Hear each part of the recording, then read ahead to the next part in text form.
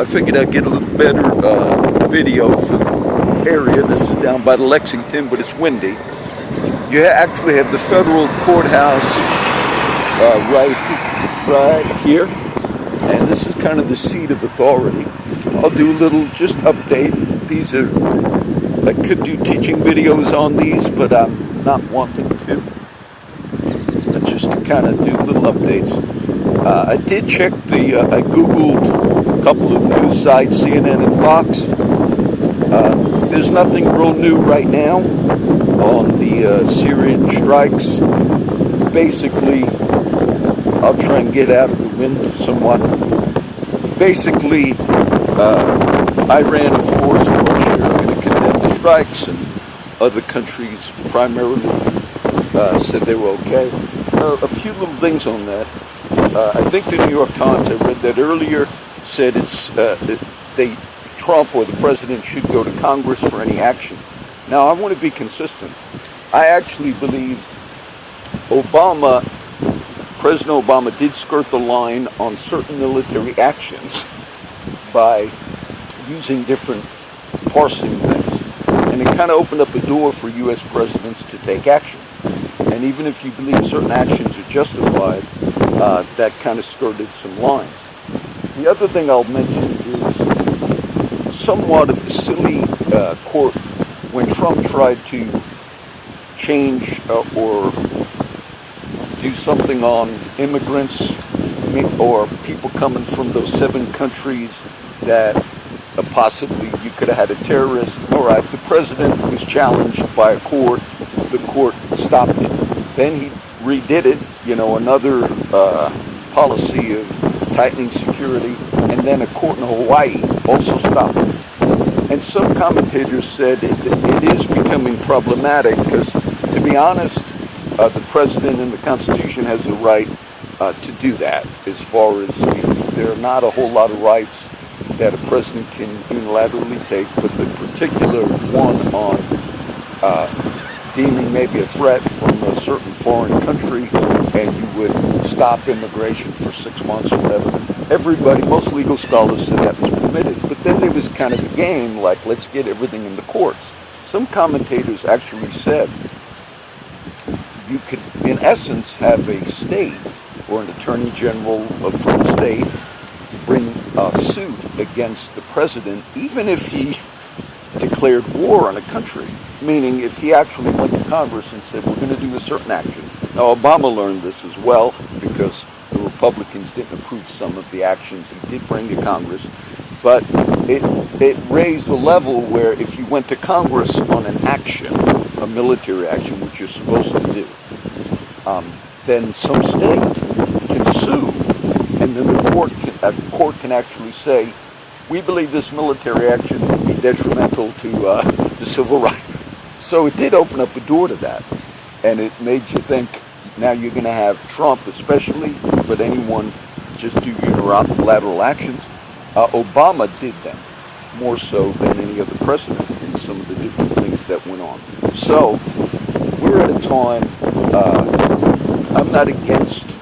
I'm obviously not for chemical weapons on kids,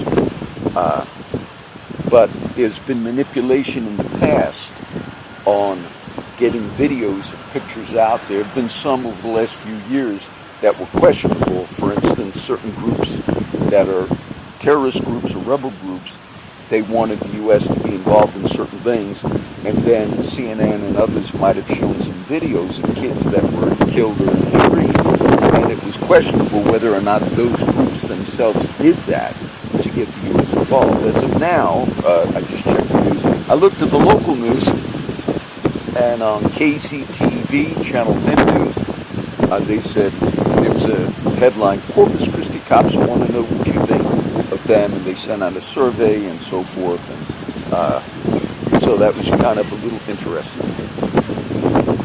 Just for you to get this view and for me to keep doing a little bit of the rollouts, the verses I posted yesterday on Zephaniah, it's interesting because the theme is, and you find this in a lot of Old Testament prophets and in the book of Revelation, but the theme is the cities or countries or nations that dwell carelessly, thinking, oh, nothing will ever happen. We can get away with certain actions and nothing will ever happen. It says that's a false security that they have. The one from Zephaniah said, hi. One from Zephaniah said, God will not do good or not do evil. It was sort of like a lukewarmness where people said, we've been doing things for so many years. Now, the federal courthouse, which is here, represents justice. You have the Nueces Courthouse. And I don't want to rehash every single case, but because of some of the cases that I've talked about in the last few years, beginning to see how testimony in certain cases was false testimony. This came out in various cases, and it was done with the police and with the DA's office. You got a new district attorney in now, Mark Gonzalez. But I began to see that they kind of figured that at the firehouse, I'll give you another example, if you have like problems at the fire department like you would at any entity and you're basically working for a captain or somebody you don't want to work for, there's Lexington. Basically, when you leave work, that's done. That at work. I used to give that advice to some of the guys. We work 24-hour shifts on, 48 office, and when you're off work, you're off work. In the areas of some of the abuse that took place here, some friends that I mentioned last few weeks had left town. I found that out yesterday.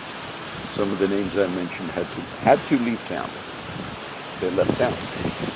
When you have criminal activities for sure in a police department, that should never be overlooked. But what you also have is a different dynamic where if people feel like their security, maybe they'd be exposed for crimes they committed, cops and all, they have tremendous power because their job, if it's done correctly, is to go out, you go on your runs, you ride around, many of them are doing that. But then, if you have a criminal element, they can get to work and say, first thing I'm going to do today is go check up on that person that might have reported a crime or so forth. That was the legitimate crime against an officer. Just in general this happens. And so then you have an overflow where they have official oppression or harassment or targeting or beatings or planning to panic. And so the level of dealing with those things within the police entity is a lot higher than dealing, because firemen are not going to go on duty and, now I'm on duty today and I'm going to go basically start a fire at somebody's house.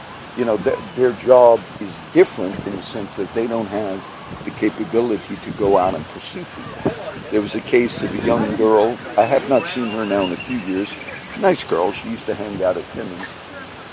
And I asked, I haven't seen her, a while ago. And just somebody told me, whether it's true or not, but I believe it is true. She was dating a cop. She broke up with the cop, and supposedly the cop said, I'll get you. And they said that she got busted pot. Maybe she smoked with her boyfriend in the past or whatever. But he had the capability to have arrested her, because part of the job, you're going to be out, you're going to look for crime. There are many cases of law enforcement that have been caught. Some were killing of spouses, famous cases. I don't know if any of that has gone on within this area. Our region where I do live, in Flower Bluff, a lot of officers have owned, the guys told me over the years, and this is true, they bought a lot of real estate where we live. A lot of investment real estate is owned by officers in Flower Bluff. I thought they said at one time there was a rule, when you buy a lot of property, they move you to another county.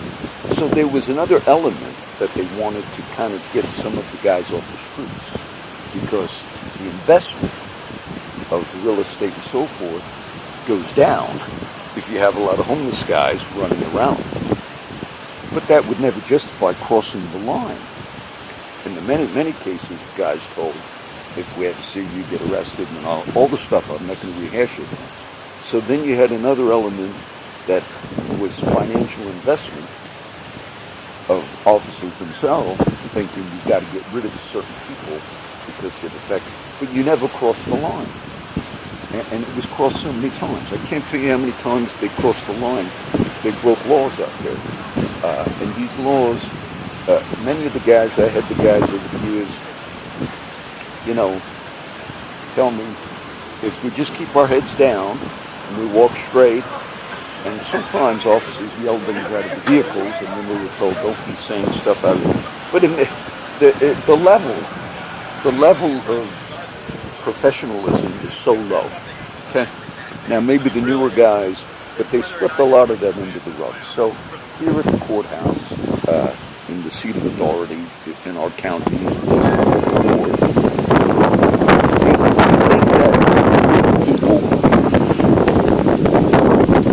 they have this about our country as well. They say the sanctity of the elections, or the sanctity of the court system. And some believe that even if there's a lot of corruption that has gone on in cases and harassment, in order to protect the sanctity of that entity, you should not expose the corruption. But that's so unscriptural.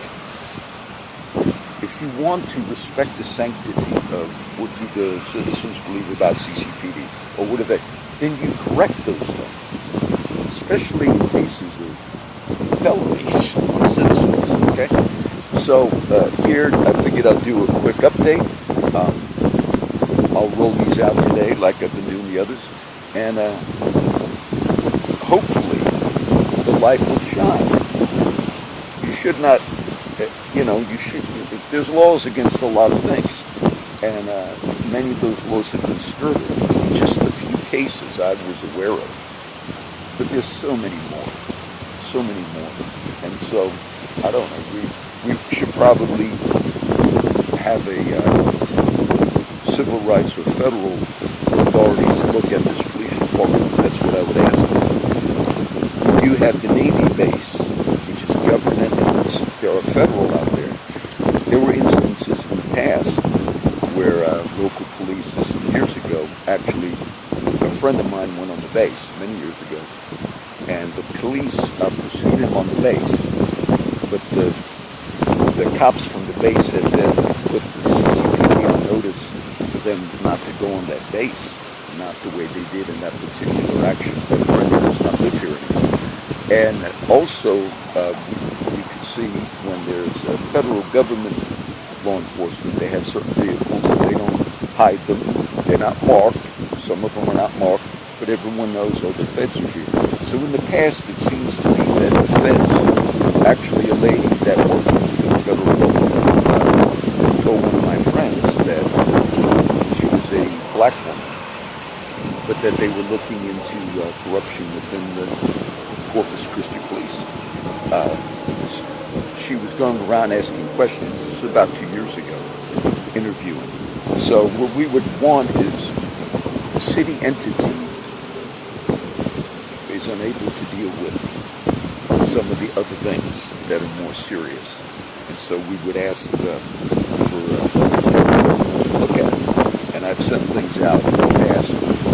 Bill Sessions, he's going to be a lot less aggressive than Obama's attorney generals, which were both Eric Holder and Loretta Lynch. And Sessions actually has already made it clear that they don't believe in federal intervention. But in real severe cases, I think they would still hold people accountable. So this is number 3 for today.